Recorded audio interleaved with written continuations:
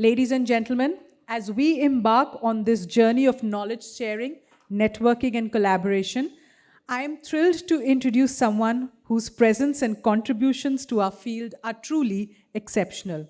It is my privilege to announce our guest of honor for this conference, Shri Satnam Singh Sandhuji. A very warm welcome to you, sir. Shri Satnam Singh Sandhuji is a Member of Parliament Rajya Sabha, Founder Chancellor Chandigarh University, Founder Chairman Chandigarh Group of Colleges, Convener Indian Minorities Foundation, and Chief Patron NID Foundation.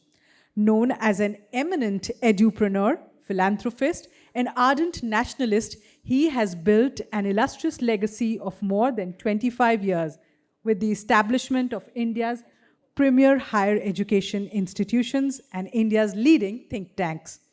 He has made a profound impact in the spheres of education, healthcare, policy reforms, women and youth empowerment, socio-economic growth, sustainability, and minority outreach. He started his journey in the education sector with 100 students and a very small building, which has today evolved to 150 acres of world-class infrastructure and scaled up to a global network of more than 1 lakh accomplished alumni. In recognition of more than 2 decades of commitment to nation building and citizen empowerment, Mr. Sandhu was nominated to the Rajya Sabha by the Honorable President Srimati Draupadi Murmu ji.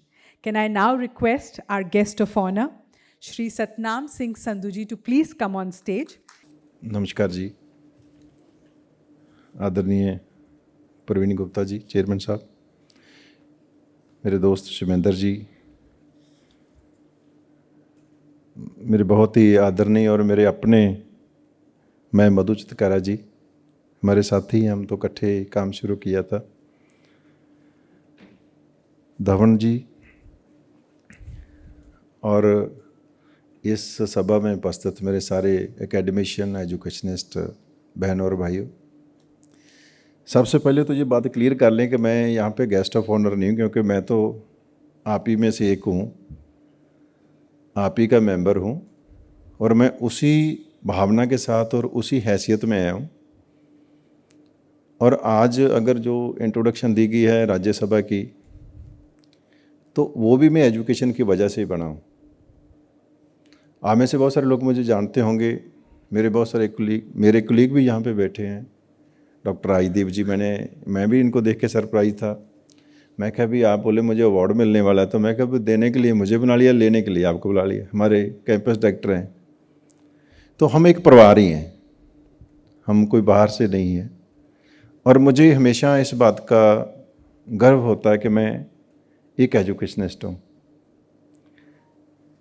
Educationist का मतलब ये नहीं कि मैं teacher हूँ, मैं academician नहीं हूँ, एजुकेशनिस्ट हूँ।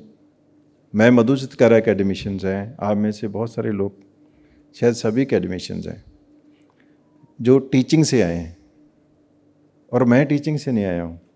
लेकिन मुझे लगता है कि जिस इंसान ने एजुकेशन के लिए कुछ भी किया हो, चाहे किसी ने कोई इंफ्रास्ट्रक्चर बनाया हो, चाहे किसी ने कुछ और किया हो, वो एजुकेशनिस्ट कहलाने का हकदार तो है। तो पिछले 24-25 साल से पहले मैं मधु चितकारा और हम सारे लोग, पंजाब की बात करूं तो एक ही समय पे हम शुरू हुए थे, और बहुत स्ट्रगल करके, बहुत स्मॉल स्केल। और इनको तो एजुकेशन का बहुत सारा पता था, सारी ज़िंदगी इनकी टीचिंग में निकली है। लेकिन हमारे लिए, हम तो खेतों से आए थे, सीधे काम करते, फार्मर फैमिली से हों, तो सिस्टम को समझना। और हम तो, मैं मधु आपको कॉपी करते रहे बहुत टाइम कि चितकारा क्या कर रहा है, बाकी हमारे पढ़े लिखे क्या कर रहे हैं, क्योंकि हमें तो ज़्यादा पता ही नहीं होता था। बड़ी हम्बल सी बिगनिंग थी, 100 स्टूडेंट्स के साथ हमने शुरू किया। तो चलो चलते गए यहाँ तक पहुँचे। लेकिन मुझे खुशी है कि आज इस इवेंट में रिकॉग्निशन हो रही है, अवार्ड सेरेमनी है। मुझे लगता है कि हमारे एजुकेशन से जितने भी जो लोग जुड़े हैं ना, हमारे लिए ये चीज़ बहुत अहम है। एप्रिसिएशन बहुत ज़रूरी है, हमें और कुछ नहीं चाहिए। हमारी भावना इतनी होती है कि समाज हमें अप्रिशिएट करे, क्योंकि ये एक मिशनरी काम है। एजुकेशन जो है ये कमर्शियल नहीं है, चाहे दुनिया इसको समझती है, लेकिन हम जानते हैं कि हमारे ऊपर कितने प्रेशर होते हैं। आज तक मधु चित्कारा मैम, आपको तो शायद ना हो, लेकिन हमें तो अपना लोन ही नहीं ख़त्म हो रहा, उतना और ले लेते हैं, उतना और ले लेते हैं। अब लोग कहेंगे कि आप रोक भी नहीं रहे हो। तो मतलब हमें पता है कि हम इसमें री इन्वेस्ट करते हैं, तब चक्के चलता है काम। जितना आता है उससे ज़्यादा और उसमें लगाते हैं, कंपटीशन भी है। लेकिन पिछले 25 साल की इस जर्नी में बहुत कुछ सीखने को मिला। और सबसे इम्पोर्टेंट चीज़ जो मैंने अंडरस्टैंड की कि विदाउट क्वालिटी एजुकेशन यहाँ पे कुछ भी सस्टेनेबल नहीं है।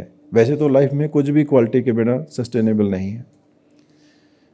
एक बाढ़ आई थी देश में एजुकेशन इंस्टीट्यूशन की, लोगों ने धड़ाधड़ खोले, मेरे जैसे और बहुत सारे लोग। मैं तो चलो फार्मिंग फैमिली था, कई लोग प्रॉपर्टी डीलर आ गए, कई और लोग आ गए। बुरा ना मनाए अगर कोई आप में से है तो ना, अच्छे खासे पैसे है, चलो चेयरमैन बनते हैं। सबसे पहला काम तो इसमें ये फ़ायदा होता है मैनेजमेंट को कि आप खुद को खुद ही चेयरमैन बना लेते हो, क्योंकि समाज में एक रुतबा भी मैटर करता है। तो फिर समाज में रिस्पेक्ट भी है। आप कहीं भी जाओ, कितनी भी बड़ी किसी की फैक्ट्री हो, अरबपति हो, उसको बाहर बैठाएंगे। अगर उनको पता टीचर है, एजुकेशन से है, उसको रिस्पेक्ट से अंदर चेयर पे बैठाएंगे। मैंने ये प्रैक्टिकल देखी है चीज़ें। बहुत रिस्पेक्ट है समाज में हमारे टीचिंग प्रोफेशन की, एजुकेशन की। तो बहुत सारे लोग इसमें आए जिनका ऐसे था कि ठीक है रुतबा भी होगा और शायद समाज के लिए भी भावना हुई। लेकिन समय के साथ बहुत सारी इंस्टीट्यूशन बंद हो गई। एक टाइम पे AICT में ये टैली चलती थी कि कितने नए इंस्टीट्यूशन खुल रहे हैं, और फिर एक ऐसा समय है हर साल लिस्ट आने लगी कि इतनी क्लोजिंग हो रही है।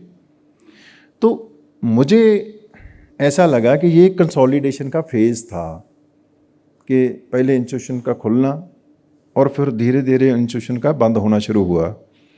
और उस कंसोलिडेशन में जिन इंस्टीट्यूशन ने, चाहे किसी भी बैकग्राउंड से आए थे, उन्होंने इसको मिशन बना लिया।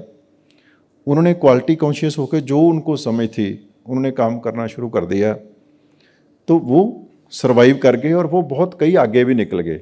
आप देखेंगे कि पहले साउथ में ज़्यादा अच्छी इंस्टीट्यूशन थी, साउथ में ज़्यादा अच्छे कॉलेजेस थे, यूनिवर्सिटी भी साउथ में पहले आई। नॉर्थ बहुत पीछे था। लेकिन जब नॉर्थ में रेवोल्यूशन आया तो नॉर्थ इंडियन थोड़े से ये तो है ना, स्मार्ट तो हैं, थोड़ा धक्का भी कर लेते हैं। तो हमने बहुत फास्ट पेस पे अपने आप को इस्टेब्लिश किया। सिर्फ एक्सपेंशन नहीं की, हमने क्वालिटी में भी देखोगे कि आप नेशनल इंटरनेशनल रैंकिंग देखोगे तो उसमें साउथ की इंस्टीट्यूशन का भी आजकल ठीक ठाक प्रभाव है। टाइम लीड जो है साउथ के पास है, लेकिन कम टाइम में अगर काम किया नॉर्थ इंडियन इंस्टीट्यूशन ने किया। हमारे टीचर्स को मैं इसके लिए बधाई देना चाहूँगा, उनका धन्यवाद भी करना चाहूँगा, क्योंकि हर इंसान को अपनी औकात, अपनी हैसियत पता होती है। हम जितने भी लोग मैनेजमेंट में हैं, जितने भी प्रमोटर्स हैं कह लो, उनकी 100% डिपेंडेंसी अपने एकेडमिशियंस, अपने टीचर्स पे होती है, अपने प्रिंसिपल, अपने वाइस चांसलर, अपने डायरेक्टर्स पे होती है। जिस इंस्टीट्यूशन को, एक मेरा और एक्सपीरियंस है, पहला डायरेक्टर या पहला एकेडमिशियन जो अच्छा मिल गया, खास करके जो बैकग्राउंड नहीं था, उनका बेड़ा पार हो गया। अगर जिनको अनफॉर्चुनेटली कोई ऐसा मिल गया कलाकार आदमी, वो डुबो गया उनको। हमारे साथ भी कुछ ऐसा हुआ कि हमें शुरू में जो पहले एकेडमिशियन मिले, डॉक्टर GD बांसल पैक के प्रोफेसर थे, बहुत ही अच्छे इंसान, नहायत अच्छे। मधु मैम आप जानते हैं, उनसे हमने सीखा। हमने अपने पहले प्रिंसिपल से सीखा। हमें तो AICT की फुल फॉर्म नहीं पता थी। उनसे समझ के फिर हमने आगे काम करना शुरू किया और यहाँ तक पहुँचे हैं। तो मैं तो अपना सौभाग्य समझता हूँ। अभी डेटा क्वेस्ट का भी धन्यवाद करना चाहूँगा कि आपने ये एप्रिसिएशन अवार्ड रखा है। आई एम श्योर कि मेरिट पे होगा। आजकल ये भी एक थोड़ा सा इशू हो गया है कि अवार्ड्स इतने ज़्यादा हो गए हैं कि भाई सही लोगों को एप्रिसिएशन तो सभी को मिलनी चाहिए, लेकिन अगर कोई पैरामीटर है जिससे पब्लिक के इंटरफेस पे जाके जिसको देखते हुए लोगों ने भरोसा करना है, तो वो मेरा ख्याल मेरिट पे हो तो तभी वो सस्टेनेबल भी है, उसकी क्रेडिबिलिटी भी है। और डेटा क्वेस्ट बहुत लंबे समय से काम कर रहे हैं एजुकेशन स्पेस में। तो अच्छे तरीके से जानते हैं। लेकिन अब हमारे सामने जो चैलेंज है ना जी, वो चैलेंज है जो कंपटीशन है, ग्लोबल कंपटीशन है। और ग्लोबल कंपटीशन भी अब ऐसा नहीं कि कोई आके यहाँ पे कैंपस खोलेगा और फिर है। अब तो ऑनलाइन एजुकेशन इतना भयंकर तरीके से कंपटीशन लेके आ रहा है। ऑनलाइन कंटेंट इतना ज़्यादा, अगर मैं टीचर्स की बात करूँ तो आप कितनी ज़्यादा मार्केट में देखोगे कि दुनिया भर के जो प्रोफेसर्स हैं, जितना कंटेंट ऑनलाइन अवेलेबल हो गया है, उसको बीट करना ही अपने आप में चैलेंज लगता है। तो हमें जितनी ज़्यादा हम समय की नब्ज को पहचानेंगे आगे हम भी, क्योंकि आधा टाइम क्या, मेरा तो ज़्यादा टाइम अपनी यूनिवर्सिटी में निकलता है, अब थोड़ा सा इधर टाइम लगने लगा है। एक एक दिन चैलेंजिंग है। स्टूडेंट एस्पिरेशन भी बढ़ती जा रही हैं। पहले स्टूडेंट एस्पिरेशन अलग तरह की, अब तो स्टूडेंट एस्पिरेशन में मतलब आके वो आपके हॉस्टल का मेन्यू भी पूछते हैं कि अरे भाई नॉन वेज कितना खिलाते हो, क्या क्या है, अंडा देते हो ब्रेकफास्ट में कि नहीं देते हो, क्योंकि चॉइस होगी अब तो। अच्छी एजुकेशन के साथ अच्छी कह लो, सर्विस तो नहीं कहूँगा, अच्छा एक्सपीरियंस जो है, अच्छी कैंपस लाइफ जो कहते हैं, वो भी आजकल ज़रूरी हो गई है। और टीचर्स का रोल भी थोड़ा सा और ज़्यादा हो गया है कि भाई एक वर्ड हमने देख लिया, हमने भी सीखा है वो स्टूडेंट सेंट्रिक। अब स्टूडेंट सेंटर की इंटरप्रिटेशन क्या होगी कि भाई स्टूडेंट खुश होना चाहिए। स्टूडेंट सेंटर का मतलब तो ये है कि उसकी एस्पिरेशन को अंडरस्टैंड करें और अकॉर्डिंगली हम अपना उसको जो स्किल्स है वो उसको प्रोवाइड करें, ताकि हमारा फोकस उस पर होना चाहिए। लेकिन अब क्या हो गया है कि इतना ज़्यादा कंपटीशन होने से कि स्टूडेंट जो है वो एक भगवान की तरह भी बन गया है कि भाई इसकी लुक आफ्टर करो, इसका ख्याल रखो। लेकिन ऐसे सिनेरियो में हमें अगर परफॉर्म करना है तो मुझे ऐसा लगता है कि हमारी रिस्पॉन्सिबिलिटी जो है बीइंग एजुकेशनिस्ट, वो एक प्रोफेशनल तैयार करने से बड़ी है, वो एक समाज बनाने की काम जो हमने करना है उसके लिए ज़्यादा है। अब देखेंगे समाज में जितनी भी बुराइयां आ रही हैं उसमें सबसे ज़्यादा कौन है, इंजीनियरिंग के स्टूडेंट्स हैं। जितने भी ये साइबर क्राइम कौन हो रहा है, अनपढ़ बंदा थोड़ी कर सकता है। तो जितनी देर हम एथिकल काम नहीं करेंगे, एथिकल हमारा एजुकेशन सिस्टम नहीं होगा, उतनी देर शायद हम अच्छा समाज बना पाएंगे। और मुझे खुशी है कि जिस पार्टी से मैं जुड़ा हूँ, आदरणीय प्रधानमंत्री श्री नरेंद्र मोदी जी, उनकी एक सोच है कि ये देश जो है एक विकसित भारत बनना चाहिए, एक सपना। और मैं तो ऐसा भी समझता हूँ कि जब देश आज़ाद नहीं हुआ था तो जिन लोगों ने कुर्बानियाँ दी, शहीद भगत सिंह थे, चंद्रशेखर आज़ाद थे, लाला लाजपत राय जी थे, जो जितने भी फ्रीडम फाइटर्स थे, वो जज्बाती लोग नहीं थे, वो सिर्फ इमोशनल लोग नहीं थे, वो बड़े थॉट लीडर थे। वो अगर किसी ने आप में से उनकी लेटर्स पढ़ी हों, अंदर वो जेल से चिट्ठियाँ लिखते थे, उन लेटर्स में बहुत बड़ा विज़न है कि हम कैसा इंडिया चाहते हैं, हमारा देश जब आज़ाद हो तो कैसा हो। और उन्होंने कभी नहीं सोचा होगा कि जब इंडिया आज़ाद हो और उसमें एजुकेशन का लेवल अच्छा ना हो, यहाँ पे गरीबी हो, यहाँ पे करप्शन हो, ऐसा कभी किसी ने नहीं सोचा होगा। और मैंने वो चिट्ठियाँ पढ़ी हैं, वो बहुत अच्छा इंडिया को एक विकसित भारत ही देखना चाहते थे। और मुझे लगता है कि आज अगर इंडिया को विकसित भारत बनाने की बात हुई है तो वो उन शहीदों के सपनों को साकार करने का भी काम हुआ है। और इसके लिए अगर विकसित भारत बनाने की सबसे बड़ी रिस्पॉन्सिबिलिटी है ना किसी पे, तो मुझे तो हम खुद ही नज़र आते हैं कि without education, without quality education विकसित भारत हो नहीं सकता। और विकसित भारत के जो 4 पिलर डिज़ाइन किया गया, जो विकसित भारत का सपना, जिसमें हमारी महिलाएं हैं, हमारी बेटियां हैं, नौजवान हैं, गरीब लोग हैं और हमारे किसान हैं, अब सभी का अगर देखोगे ध्यान से तो हमसे ही वास्ता है। जितनी देर हम अच्छा एजुकेशन सिस्टम नहीं बनाएंगे सभी के लिए, उतनी देर वो सारे 4 पिलर स्ट्रॉन्ग नहीं होंगे। तो मुझे ऐसा लगता है कि हमें क्वालिटी एजुकेशन के साथ साथ सोशली सेंसिटिव होके अपने समाज की समस्याओं के बारे में भी काम करना चाहिए, चाहे वो रिसर्च के थ्रू करे, चाहे वो नेशन बिल्डिंग के थ्रू करे। अब मैं को सोचा नहीं था मैंने पॉलिटिक्स में होना। मधु मैम, हम सारे इकट्ठे, हम तो अपनी छोटी छोटी वो चीज़ों के लिए ये रूल चेंज करा लो, हम तो कभी चीफ मिनिस्टर को मिल, कभी किसी मिनिस्टर को मिल, हम तो बाहर बैठे रहते थे कई बार। तो ऐसे करते करते हमने फाउंडेशन बनाई, जो आपने देखा ना, न्यू इंडिया डेवलपमेंट फाउंडेशन बनाई, और हमने कि चंडीगढ़ वेलफेयर ट्रस्ट भी बनाया। हमने काम शुरू किया, सोशल जो सर्विस का काम था, और उसको रिकॉग्नाइज किया गया समाज में। मतलब मेरा पर्सनल एक्सपीरियंस है कि आप जब एजुकेशन के साथ साथ समाज के प्रति सोचते हो तो समाज आपको बहुत रिवॉर्ड करता है, और उसका फल मुझे मिलता रहा समय समय, और आज मुझे बिना इलेक्शन लड़े भी पार्लियामेंट में जाने का मौका मिला है। मैं ज़्यादा समय नहीं लूँगा, बहुत बहुत धन्यवाद आपका, आपने मुझे बुलाया गुप्ता जी, और यहाँ पे क्योंकि मैं तो अपने परिवार में आया हूँ।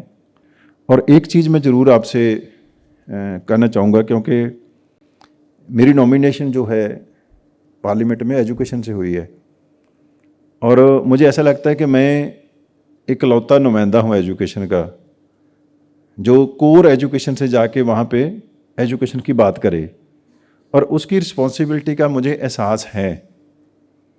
तो मैं चाहूँगा कि सबसे ज़्यादा जो इंटेलेक्चुअल लोग हैं वो हमारी फ्रेटर्निटी में हैं। अगर आप लोगों का थोड़ा सा मुझे सहयोग मिल पाए कि क्या करना चाहिए हमें, क्या चुनौतियां हैं हमारे टीचर्स के लिए क्या हो सकता है, हमारे स्टूडेंट्स के लिए बेहतर क्या हाल दो। अभी तो नया बजट आया, आपने देखा होगा कि कितनी ज़्यादा उसमें प्रोविज़न रखी गई हैं। पहले से एजुकेशन का बजट भी बढ़ाया गया और भी बहुत सारी चीज़ें हुई हैं, लेकिन फिर भी वहाँ पे पार्लियामेंट में बोलने के लिए मैं चाहूँगा कि आप हक से मुझे मेल करें, हक से मुझे बोलें कि ये मुद्दा एजुकेशन का वहाँ पे उठाना चाहिए। और मैं आपसे वादा करता हूँ कि मुद्दा सिर्फ उठाएंगे नहीं, उसका हल भी करवाएंगे। कोई ऐसा नहीं, क्योंकि मैं तो खुद आपके परिवार का मेंबर हूँ। तो अभी शुरुआत है, जब मैं आया था आपकी तालियां बड़ी ढीली थी, अभी भी ढीली हैं वैसे।